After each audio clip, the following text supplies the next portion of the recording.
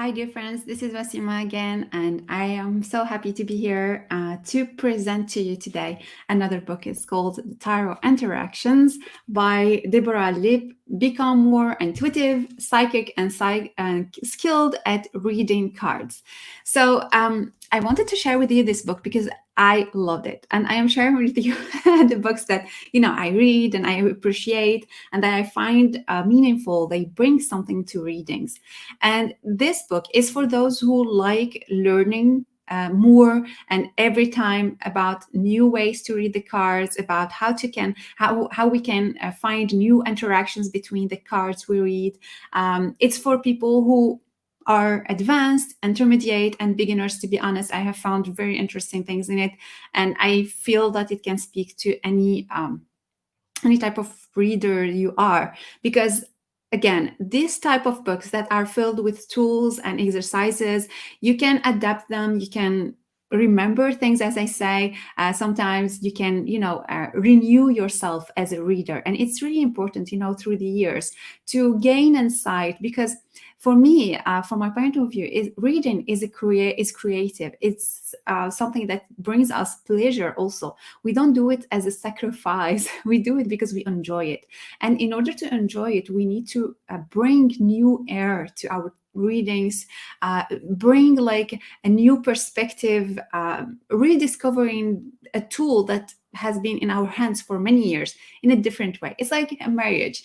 Sometimes you need to do some activities together to rediscover yourself or your your partner. And it's the same thing with a tarot deck or with an oracle deck, because some of the techniques you can use them also for oracle readings. So yeah, you rediscover yourself. And I love the way she Deborah talk about synergic, like reading, interact with the cards in a synergic way, because it's alive. You make the cards speak different languages like English, French, etc. So they speak in different languages. So this book is definitely something to have if you want to practice and to gain more insight. So let me share with you some things that I have loved in particular in this book. So the first thing is that the book is divided into different chapters, big chapters, or big sections. One of them is interaction with the psyche. So talking about how to become psychic, tools to help you to develop your psychic abilities, and so on. You will have, for example, the interaction that tarot can have with other practices. For example, the Kabbalah, astrology. Different other disciplines. You will have the interaction with pattern, which is very interesting chapter. I found it very, very, very important, because it will speak about numerology, the different cards that can come back. Okay, I forgot to tell you something that's really interesting in this book. There are sample readings. So you see how Deborah is doing her own readings, which is interesting to watch someone else doing a reading. So she shares a lot about this. Another section about, interaction with layouts and position. Very interesting chapter, showing, the different spreads and how they interact together. Interaction between and among the cards. That's the one also interesting. Interaction with language, interaction with the current. Also very interesting chapter, and so on. So what I loved about this chapter is, let me share with you some of the. So it's that it's filled with exercises, and it's filled with for example, this sample reading I told you about. So you will have like the spread and the sample reading, and some of them are really interesting. For example, this one, influences layout. So sometimes when you you do a reading, you will maybe add a card or two for the the environment, but this layout is specifically for the influences and only, which is really interesting, because we are actually in the COVID, for example, situation, and it's a big influence on our business, on our work, on our lives, and it would be really interesting to know how this situation is influencing us. So we have distant influence, nearest influence to me in this situation, and then another two cards for nearest influence to me and distant influence. I found it really interesting. So another there. Oh yes, the yes and no layout. Yes.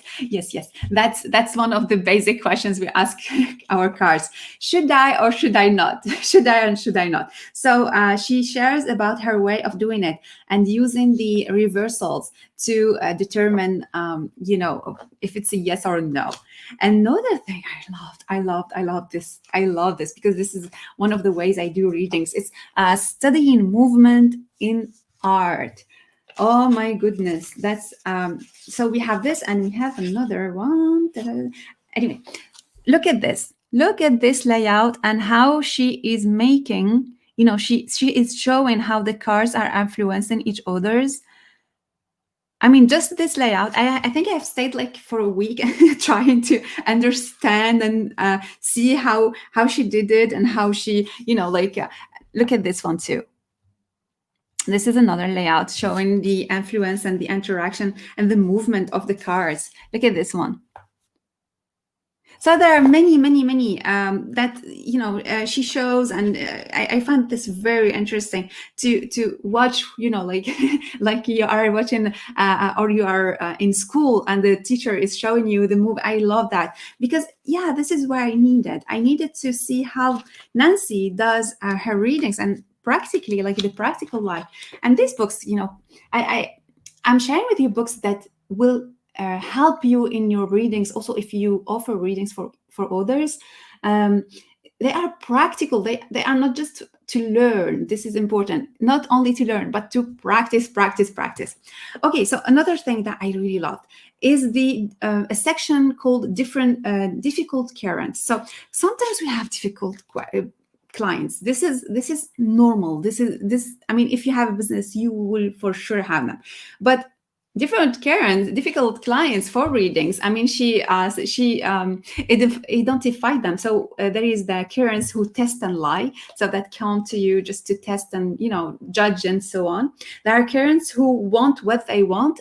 That means that they have an idea, they want someone to tell them what they want. So if you say something different, that doesn't work, and they will start seeing many people, many readers. There are clients who translators and interpreters, for example, and that happens when you have a client in physical, like you meet them and they see the cards with you and they start interpreting them for themselves instead of waiting for you to see.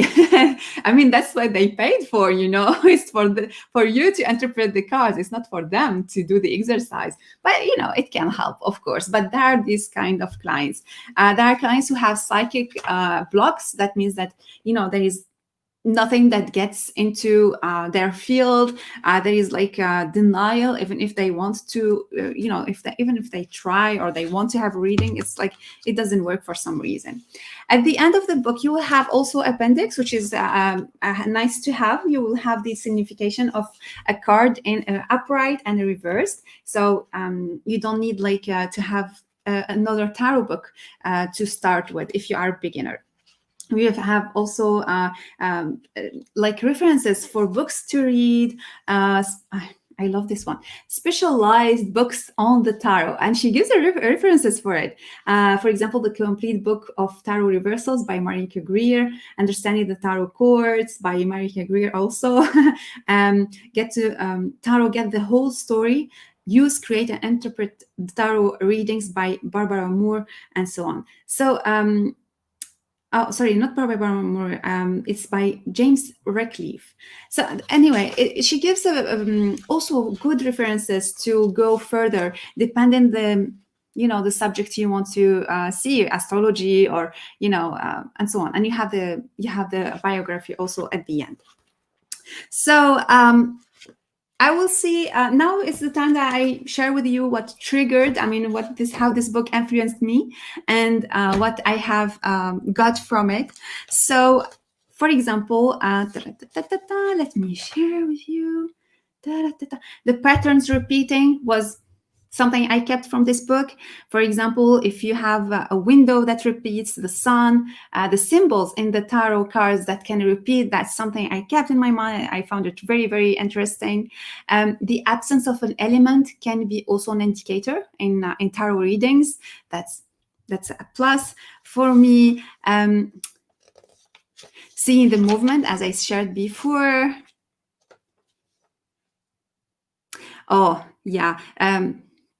Something that I found missing in this book is talking about the distant readings. For example, we do readings online now more and more. So there is something, in the books we don't talk much about it, and I would like to find it a little bit more, and also at the end using a spread to locate lost objects. There is a spread for it in this book. I found it very, very interesting.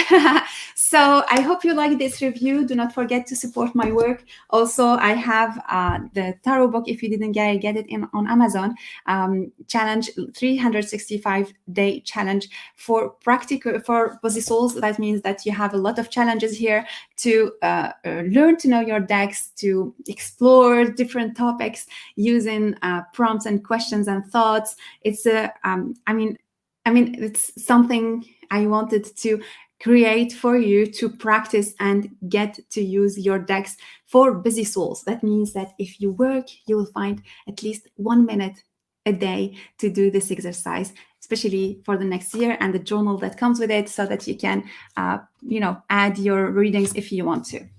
All right. So I will see you soon for another book review, and have a wonderful day. Bye-bye.